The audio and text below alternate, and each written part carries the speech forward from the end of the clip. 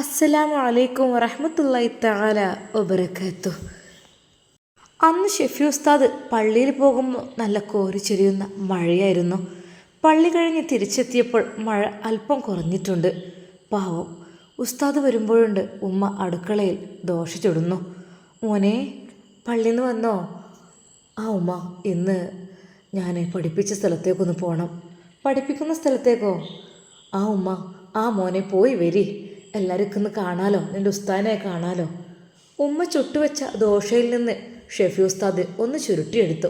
ഉമ്മ അപ്പോഴേക്കും ഒരു ഗ്ലാസ് കട്ടൻ ചായയും ഷെഫി ഉസ്താദിന് പകർന്നു നൽകി.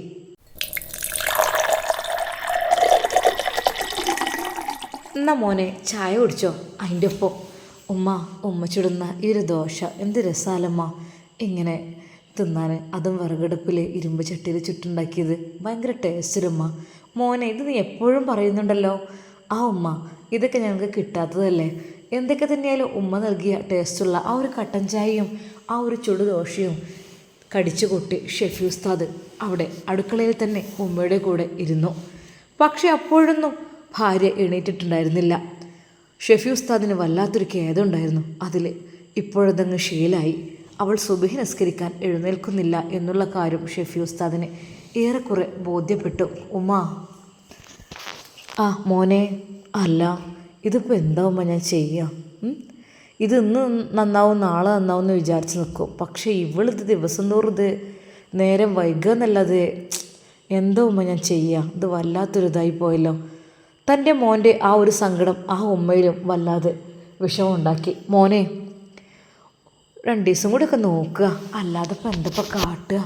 ഇനിയിപ്പോൾ എന്തെങ്കിലുമൊക്കെ ഉണ്ടായി കഴിഞ്ഞിട്ടുണ്ടെങ്കിൽ അത് അതിലേറെ ബുദ്ധിമുട്ടാണ്. നമ്മളെ കുട്ടി ഓലടുത്തായി പോയാൽ അതും ഇടങ്ങാറാണ്. ഉമ്മ, കാര്യങ്ങളൊക്കെ പറഞ്ഞിട്ട് അവസാനിപ്പിച്ചാലോ? ഞാൻ കുറേ ശ്രമിച്ചതാണ്, ഒരുപാട്. പക്ഷേ അവൾ നന്നാണ് കോലൊന്നുമില്ലമ്മ. ഒന്നുകൂടെ അതാ വിളിച്ചു നോക്ക് മോനെ. ചെന്നിട്ട് നേരെ അതാ അവൾ ബെഡ്റൂമിൻ്റെ അടുക്കലേക്ക് ചെല്ലുന്നു. സീനത്തെ, സമയം എത്ര സമയമായി നിനക്ക് അറിയുന്നുണ്ടോ? എന്താണ് നീ എന്നും ഇങ്ങനെ സുബഹി തെറ്റിച്ച് എണീക്കുന്നത്? എന്തപ്പോൾ മുസ്ലിം എന്ന് പറഞ്ഞതിന് ഒരു അർത്ഥമുണ്ടല്ലോ. നിൻ്റെ പേര് സീനത്താണ്, പക്ഷേ അതിൻ്റെ ഒരു അംശങ്ങളും നീ ഒന്ന് കാണിക്കുന്നുണ്ടോ? എന്താണിപ്പോൾ ഇത് കഥ? നമ്മൾ കാഫ്രീങ്ങളാകാൻ പറ്റുമോ? ഒരു ദിവസങ്ങളിൽ സുബഹി തെറ്റാതെ നിനക്ക് എണീറ്റൂടെ? എന്നത് തന്നെയല്ലോ പണി. പെട്ടെന്ന് ഉമ്മ അവനെ വിളിച്ചു. മോനെ, പൊന്നു മോനെ, നീ വന്നതിന് ശേഷം കുറച്ചെങ്കിലും നേരത്തെ എണീക്കുന്നുണ്ട്. ആദ്യമൊക്കെ 9-9:30 ആകാതെ എണീക്കില്ലായിരുന്നു. സത്യം പറഞ്ഞാൽ ഞാൻ കരഞ്ഞ് പറഞ്ഞിരിക്കുന്നു പഠിച്ചവനോട്, അല്ലാ നല്ല ബുദ്ധി കൊടുക്കുമെന്ന്. കാരണം ചില സമയത്ത് അങ്ങനെ ആണെങ്കിൽ കൂടിയിട്ട് ബന്ധം വെച്ച് നോക്കുമ്പോൾ പഠിച്ചവന് പെണ്ണ് കിട്ടാനൊക്കെ പ്രയാസമാണ് മോനെ. അപ്പം ഞാൻ വിചാരിക്കും, ഏതായാലും ഇങ്ങനെയൊക്കെ ആയില്ലേ, എന്നാൽ ഞാൻ സ്വഭാവം നിറബേ നീ നന്നാക്കി കൊണ്ടാന്ന്. ഉമ്മാൻ്റെ കുട്ടി നല്ല രീതിയിൽ ഒന്നും കൂടി ഉപദേശിച്ച് നോക്കിട്ടോ. എന്നിട്ട് ഉപദേശിച്ച് നോക്കിയിട്ട് ശരിയാണില്ലെങ്കിൽ നമുക്ക് എന്തെങ്കിലുമൊക്കെ ഒരു വഴി കണ്ടെത്താം. അങ്ങനെ അതാ വീണ്ടും ഷെഫി ഉസ്താദ് അവളുടെ അരികിലെത്തുന്നു. സീനത്തെ, നീ എന്നും ഇങ്ങനെ തെറ്റ് ചെയ്യുന്നത് ശരിയല്ല കേട്ടോ. നിസ്കാരം എന്ന് പറഞ്ഞാൽ ദീനിൻ്റെ അടിത്തറയാണ്. അതില്ലാഞ്ഞാൽ പിന്നെ എന്താ? പിന്നെ നിസ്കരിക്കാത്ത ഒരാളെ വീട്ടിൽ വെച്ചുകൊണ്ട് നിൽക്കാന്നാൽ അത് വലിയ കേടനാണ്. വീടിന് ബർക്കത്ത് നഷ്ടപ്പെടും. നിനക്കറിയില്ലേ, ഒരു കപ്പൽ മുങ്ങിത്താഴാൻ നിൽക്കുകയാണ്. അതിലുള്ള എല്ലാവരും പേടിച്ച് കരയാണ്. അതിൽ കപ്പിത്താൻ പറഞ്ഞു, ഒരാൾ ഈ ഒരു കപ്പലിൽ നിന്നങ്ങ് ഒഴിവായി കഴിഞ്ഞാൽ നമ്മുടെ കപ്പൽ രക്ഷപ്പെടുന്നു. അപ്പോൾ കപ്പലത്തെ ആളുകളൊക്കെ പറഞ്ഞു, നിസ്കരിക്കാത്ത ആരെവിടെ ഉള്ളതെന്നാ? നിസ്കരിക്കാത്ത ഒരാളെടുത്ത് പുറത്തേക്കിട്ട് നമ്മളെ കപ്പൽ രക്ഷപ്പെടുന്നു. പറയുന്ന പോലെ തന്നെ നിസ്കരിക്കാത്ത ഒരാളവിടെ കണ്ടു. അദ്ദേഹത്തിനടുത്ത് കടലിലേക്ക് കണ്ടിട്ടു. അതോടുകൂടി എന്തായി, ആ കപ്പൽ റിലാക്സായി നല്ല രീതിയിൽ പോകാൻ തുടങ്ങി. സീനത്തെ, എത്ര ചരിത്രങ്ങളും കഥകളും നിനക്കറിയാം. നിസ്കാരം എന്നുള്ളത് തെറ്റിച്ച് കഴിഞ്ഞാൽ പിന്നെ എന്താ നീ എൻ്റെ ഭാര്യ എന്ന് പറഞ്ഞില്ല, എന്തർത്ഥമുള്ളത്? തുടങ്ങി റബ്ബേ, രാവിലെ തന്നെ പ്രസംഗം. എൻ്റെ പൊന്നാര മനുഷ്യ, ഒരു മൈക്ക് കെട്ടി നിങ്ങൾക്ക് എവിടെയെങ്കിലും പുറത്ത് പോയി പ്രസംഗിക്കുകയാണെങ്കിൽ 5 ഉറുപ്പെങ്കിലും കിട്ടും. ഈ പ്രസംഗം വീട്ടിനകത്ത് എന്നോടിപ്പോൾ എന്തിനാ? ഞാനിപ്പോൾ എന്താ ചെയ്തത്? സീനത്തെ, നിനക്ക് കുറച്ച് കൂടുന്നുണ്ട്. പിന്നെ എനിക്ക് ചില തീരുമാനങ്ങൾ എടുക്കേണ്ടി വരും കേട്ടോ. ഇങ്ങനെയാണെങ്കിൽ നീ തീരെ പറഞ്ഞതനുസരിക്കുന്നില്ല. പിന്നെ നിൻ്റെ വാക്കുകൾ പ്രവൃത്തികൾ അതൊക്കെ അല്പം ഓവറാണ്. സത്യം പറഞ്ഞാൽ നീയുമായി മുന്നോട്ട് പോകാൻ എനിക്ക് പ്രയാസമാണ് സീനത്തെ. അതുകൊണ്ട് ഞാൻ പറയുന്നത് നീ അനുസരിക്കണം. ഓ, ഇനിയിപ്പോൾ അതിൻ്റെ ഒരു കുറവ് വേണ്ട. അതിൻ്റെ റബ്ബേ, സ്വസ്ഥമായി ഒന്ന് ഉറങ്ങാനും സമ്മതിക്കൂലല്ലോ. സീനത്തെ, ഇനി നീ നിസ്കരിച്ചിട്ട് എന്ത് കാര്യമുള്ളത്? സമയം നോക്ക്, 7-7:30 മണിയായി തുടങ്ങി. എന്താ നിൻ്റെയൊക്കെ കഥ? എപ്പോൾ ബാങ്ക് കൊടുക്കും? നീ എന്തെന്നാ 4-4:45 ബാങ്ക് കൊടുക്കുന്നത്? ഇപ്പോൾ അത്രയും ടൈം ഉണ്ടായിട്ട് ഒന്നും വേണമെങ്കിൽ നിസ്കരിച്ചൊന്ന് കിടക്കുന്നത് ശരിയല്ല. നിസ്കരിച്ച ഉടനെ കിടക്കുന്നത് ശരിയല്ല. സൂര്യൻ ഉദിച്ചതിന് ശേഷമേ പറ്റുള്ളൂ. അങ്ങനെയാണെങ്കിൽ അങ്ങനെ ആവാം. പക്ഷേ നീ തീരെ നിസ്കരിക്കുന്നില്ല കേട്ടോ. പിന്നെ എനിക്ക് ഇന്ന് എൻ്റെ മദ്രസ വരെ പോകാനുണ്ട്, പള്ളിയിൽ വരെ. ഞാൻ പഠിച്ച പള്ളി, മദ്രസ കാര്യങ്ങളൊക്കെ അവിടെ പോകാനുണ്ട്. നീ വരുന്നോ? ഞാനോ? വരികയാണെങ്കിൽ പർദ്ദ ഹിജാബൊക്കെ ധരിക്കണ്ടേ? അല്ലെങ്കിൽ വേണ്ട, ഞാൻ പോയി വരാം. ഈ ഉമ്മാനെ ഹെൽപ്പ് ചെയ്യട്ടോ എന്തെങ്കിലും. ഉമ്മാനെ അങ്ങനെ കഷ്ടപ്പെടുത്തല്ലേ ഒരു പണിയെടുക്കാതെ. എൻ്റെ പൊന്നാര ഷെഫിക്ക, ഞാൻ ഉമ്മാക്ക് വേണ്ടി എല്ലാം ചെയ്ത് കൊടുക്കുന്നുണ്ട്. ഞാനറിയാതെ ക്ഷീണം കൊണ്ടാണ് ഉറങ്ങിപ്പോയിനാണ് നിങ്ങളിങ്ങനെയൊക്കെ പറയുന്നത്. സീനത്തെ, നീ പല തവണകളായി എന്നോട് കളവ് പറയുന്നുണ്ട്. പല രീതിയിലുള്ള തെറ്റുകൾ നിൻ്റെ അടുത്ത് സംഭവിക്കുന്നുണ്ട്. അതൊക്കെ നീ തിരുത്താൻ തയ്യാറാവണം. അതല്ല, നീ തിരുത്താൻ തയ്യാറല്ല, മുന്നോട്ട് കൊണ്ടുപോകാനാണ് ഭാവമെങ്കിൽ മറ്റ് എന്തെങ്കിലുമൊക്കെ എനിക്ക് ചിന്തിക്കേണ്ടി വരും കേട്ടോ. എന്ത് ചിന്തിക്കുക? എൻ്റെ വേറെ പെണ്ണിട്ടാനാണോ? വേറെ പെണ്ണ് കെട്ടില്ല, ഉള്ള പെണ്ണിനെ അങ്ങോട്ട് ഒഴിവാക്കാൻ വേണ്ടി ചിന്തിക്കേണ്ടി വരും. ഓ, ഇപ്പം അങ്ങനെയൊക്കെ ആയി. ഞാൻ പറഞ്ഞ് നിങ്ങളെ ഗൾഫിക്ക് പറഞ്ഞയച്ച് പണക്കാരനായി, ഇപ്പം എന്നെ പറ്റാതായി. സീനത്തെ, അങ്ങനെ ഒരിക്കലും ഞാൻ പറഞ്ഞിട്ടില്ല. എനിക്ക് അത് താല്പര്യമില്ല. എനിക്ക് വേണമെങ്കിൽ എന്താ ഗൾഫ് ഒഴിവാക്കി എൻ്റെ സാധാരണ മദ്രസും ആയിട്ട് നടന്ന് എനിക്കൊരു കുഴപ്പമില്ല. പള്ളിയായിട്ട് നടന്നാൽ അത് മതിയല്ലോ ജീവിക്കാനേ, അത്ര മതി. ഓ, ഇനിയിപ്പോൾ എന്നെക്കൊണ്ടൊന്നും പറയിപ്പിക്കണ്ട. പറഞ്ഞോ, നിനക്ക് പറയാനുള്ളതൊക്കെ പറഞ്ഞോ. നിനക്ക് എന്ത് നിൻ്റെ മനസ്സിലുള്ളത് പറയാം. ആ ഇഷ്ടത്തിൽ ഞാൻ നിന്നെ വിട്ടു തന്നിരിക്കും. നിനക്ക് എന്തും പറയാം എന്നോട്. നീ എന്താണ് ആഗ്രഹിക്കുന്നത് അത് ഞാൻ തന്നിരിക്കും നിനക്ക്. ഒരിക്കലും നിന്നെ ഞാനിവിടെ നിർബന്ധിച്ച് നിർത്തുന്നില്ല.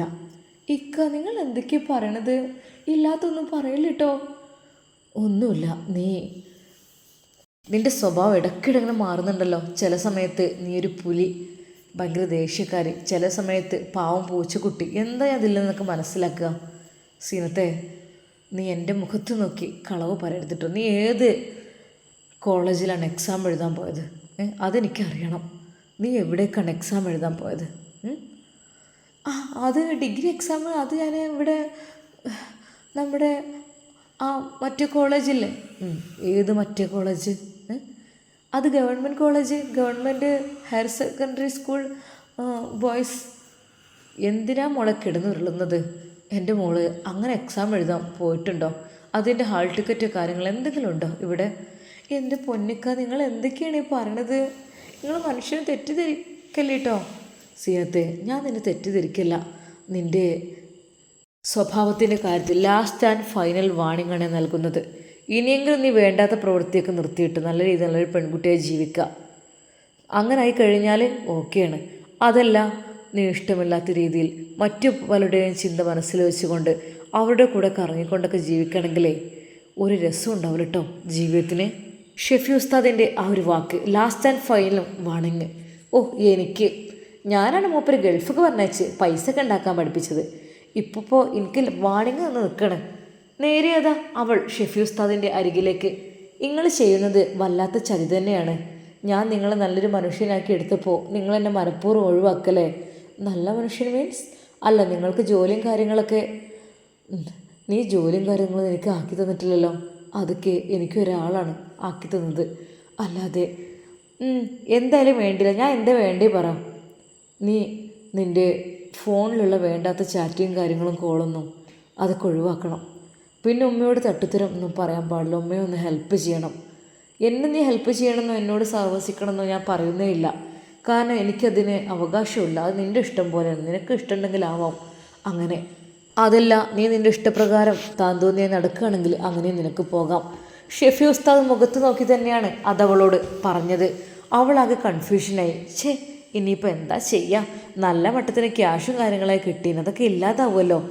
അതെ, നിങ്ങൾക്ക് ഇഷ്ടമില്ലെങ്കിൽ ഞാനിവിടുന്ന് പോയിക്കോളാം. പക്ഷേ ചിലവിനുള്ള പൈസ മാസാമാസം അത് നിങ്ങൾ എനിക്ക് അയച്ചു തരണം. ആർക്കൊക്കെ? നീ നിൻ്റെ വീട്ടിലേക്കല്ലേ പോകുന്നത്? അല്ലാതെ വീട്ടിലേക്കാണെങ്കിലും അല്ലെങ്കിലും, പക്ഷെ ഒരിക്കൽ പോലും ഞാൻ എൻ്റെ വീട്ടിലേക്ക് പോകാൻ ഉദ്ദേശിക്കുന്നില്ല. എനിക്ക് ഇഷ്ടമല്ല അവരെ. എല്ലാവരും കൂടി എന്നെ ഇടങ്ങാറാക്കുകയാണ്, വീട്ടുകാരും ഷെഫി ഉസ്താദും. ഞാൻ വിചാരിച്ചിരുന്നു ഷെഫി ഉസ്താദിനെ സീനത്തെ ആലോചിച്ച് തീരുമാനം എടുത്തോ. എൻ്റെ കൂടെ ജീവിക്കണമെന്നുണ്ടെങ്കിൽ രണ്ട് കാര്യം നീ ചെയ്യണം. ഒന്നുകിൽ നിൻ്റെ ഫോൺ സംബന്ധമായ ആ ഒരു ബന്ധം നീ ഒഴിവാക്കണം, അവിഹിത ബന്ധം. അത് നീ ഒഴിവാക്കിയേ മതിയാവോ, ഒഴിവാക്കണം. അതുപോലെ എൻ്റെ ഉമ്മയെ കുറച്ചൊക്കെ ഒന്ന് ഹെൽപ്പ് ചെയ്യണം. അതായത് ഉമ്മയെ ഒരുപാട് എടുത്തു നടക്കുക എന്നുള്ളതല്ല, ഉമ്മയുടെ കൂടെ കുറച്ചൊന്ന് ഹെൽപ്പ്. അതെൻ്റെ പെറ്റുമ്മയാണ്. അതുകൊണ്ട് തന്നെ എനിക്ക് ചില കടമകളുണ്ട്, അത് നിർവഹിക്കണം. അത് നീ ഉള്ളപ്പോൾ കൂടുതലാകുന്നല്ല, ഉമ്മയെ ഒന്ന് ഹെൽപ്പ് ചെയ്താൽ മതി.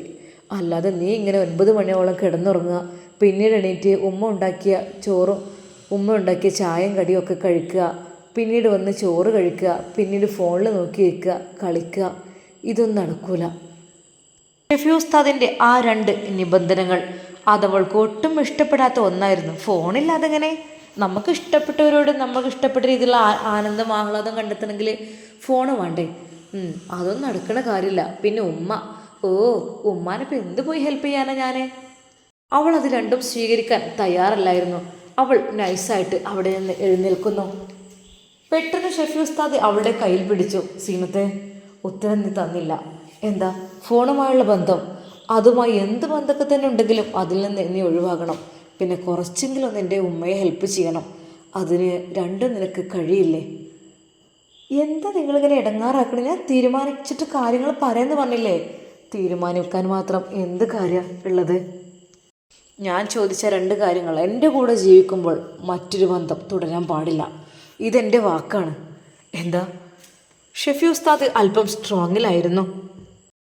എന്നാൽ ഉമ്മ അടുക്കളയിൽ നിന്ന് ഇതെല്ലാം കേൾക്കുന്നുണ്ട്. പഠിച്ചവനെ, എൻ്റെ കുട്ടികൾ പ്രശ്നമൊന്നുമില്ല, ഞാൻ മതിയെന്ന് റബ്ബേ. അല്ലാ, പെട്ടെന്ന് ഉമ്മ അതാ അവസാനത്തെ ദോശയും ചട്ടിയിൽ പാർന്നുകൊണ്ട് തിരിച്ചു വരുന്നു. പൊന്നു മക്കളെ, നിങ്ങൾ എന്തൊക്കെയാണ് പറയണത്? പ്രശ്നമില്ലാത്ത കലഹമില്ലാത്തൊരു ജീവിതം ഞാൻ ആഗ്രഹിക്കണത്. ഒന്നുമില്ലമ്മ, 2 നിബന്ധനകൾ അവൾക്ക് ഞാൻ കൊടുത്തിട്ടുണ്ട്. ഒന്നുകിൽ ഞാൻ, അല്ലെങ്കിൽ മറ്റവൻ. ആ ഒരു 2 ബന്ധം ഒന്ന് ഒരുമിച്ച് കൊണ്ടുപോകാൻ കഴിയില്ല. ഏതെങ്കിലും ഒന്നെടുക്കുക. അതുമാത്രമല്ല, പിന്നെ എൻ്റെ ഉമ്മയെ കുറിച്ച് ഹെൽപ്പ് ചെയ്യണം. പൊന്നു മോനെ, എന്നെ ഹെൽപ്പ് ചെയ്യണമെന്നില്ലടാ, അതൊന്നും വേണമെന്നില്ല. ഓള് അന്നെ എൻ്റെ നല്ല സ്നേഹിച്ച് നടന്നാൽ മതി. ഉമ്മ, എങ്ങനെ ഉമ്മ? 2 തോണികളിൽ കാലിട്ടാൽ എങ്ങനെ ഉണ്ടാവും? 2 കൂടി തഴയിൽ നടക്കുമോ? ഒരിക്കലുമില്ല. ഏതെങ്കിലും ഒന്നെങ്കിലും ഞാൻ, അല്ലെങ്കിൽ അവന്. എന്താ? ശരിക്കും അവൾ പെട്ട പോലെയായി. എൻ്റെ റബ്ബേ, ഇത് ഒഴിവാക്കി കഴിഞ്ഞാൽ ഷെഫി ഉസ്താദിന് കിട്ടുന്ന ക്യാഷ് അതെല്ലാം നഷ്ടമാകും. പിന്നെ ഇനിയിപ്പോൾ എന്ത് ചെയ്യുക? അവൾ എങ്ങനെയെങ്കിലും വിളവെടുക്കണം എന്ന് ചിന്തിക്കുകയാണ്. അവൾ റൂമിലേക്ക് പോയി. ഷെഫി ഉസ്താദ് പിന്നാലെ അവളെ കൈപിടിച്ച് പൊക്കിക്കൊണ്ട് പറഞ്ഞു, ഈ 2 കാര്യങ്ങൾ നീ അനുസരിക്കാൻ ഓക്കെയാണോ? അങ്ങനെയാണെങ്കിൽ എനിക്ക് നിന്നെ ഇഷ്ടമാണെന്ന് മാത്രമല്ല, നിനക്ക് എൻ്റെ കൂടെ ജീവിക്കാം. അതല്ല, നീ അത് തെറ്റിക്കാൻ വീണ്ടും തയ്യാറാവുകയാണെങ്കിൽ ഷെഫി ഉസ്താദ് മൊഴി ചെല്ലേണ്ടി വരും മോളെ നിന്നെ. കാരണം എന്തിനാണ് 2 മനസ്സ്, 2 ഭർത്താക്കന്മാരുള്ളൊരു ഭാര്യ? എന്താണ് ഇപ്പോൾ അതിൻ്റെ ഒരു കഥ? ഒരു പെണ്ണിന് 2 ആണോ? 1, അത് മാത്രം. അതിനപ്പുറത്തേക്കായിട്ട് നടക്കില്ല. നിനക്ക് അങ്ങനെ താന്തോത്തരം ചെയ്ത് ജീവിക്കണമെങ്കിൽ നിനക്ക് പോകുകയും ചെയ്യാം.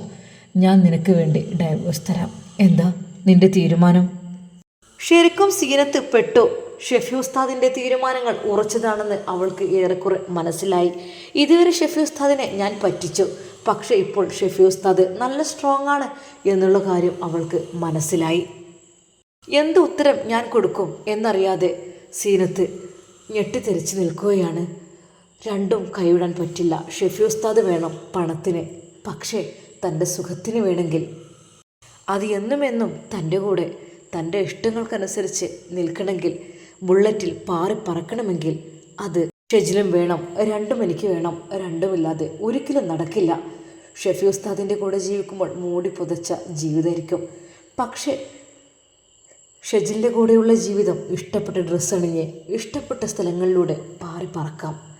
അതില്ലാതാകും, അതുറപ്പുണ്ട്. എന്തപ്പം ചെയ്യുക? അവൾ ഒന്നും മിണ്ടാതെ തീരുമാനമെടുക്കുന്നു. സീനത്തെ തീരുമാനമായെങ്കിൽ പറയാം. എനിക്ക് അതിനെക്കുറിച്ച് കുറച്ചുകൂടെ കാര്യങ്ങൾ ബേസായിട്ട് പറയാണ്ട്. നിൻ്റെ തീരുമാനം എന്താ വെച്ചാൽ നീ എന്നോടത് പറ. എന്താ, നിനക്ക് ഞാൻ വേണോ അതോ അവൻ വേണോ? നിനക്ക് ഇഷ്ടമുള്ളത് തീരുമാനിക്കാം. ശരിക്കും അതാ സീനത്ത് പെട്ടു എന്ന് തന്നെ പറയാം. എന്തായിരിക്കും അവൾ ഉസ്താദിനോട് പറയുവാൻ വേണ്ടി ഉദ്ദേശിക്കുന്നത്? നമുക്ക് കാത്തിരുന്ന് കാണാം. അതുവരേക്കും എല്ലാവർക്കും അസ്സലാമു അലൈക്കും വറഹ്മത്തുള്ളാഹി തആല വബറകാതുഹു.